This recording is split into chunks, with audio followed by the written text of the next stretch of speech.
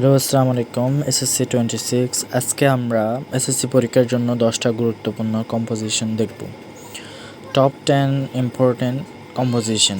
প্রথমটা হচ্ছে the duties of a student, এটা খুবই গুরুত্বপূর্ণ।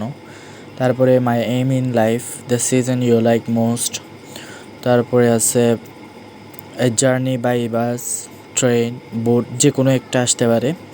Importance of reading news paper. এই যে 10টা দাগাই দিচ্ছি বা বলতেছি, তোমরা কম্পোজিশন শেখার সময় অবশ্যই প্রথমে 10টা শিখবে আগে, তারপরে বাকিগুলো দেখবা। যে অবশ্যই আগে এগুলো শিখতে হবে।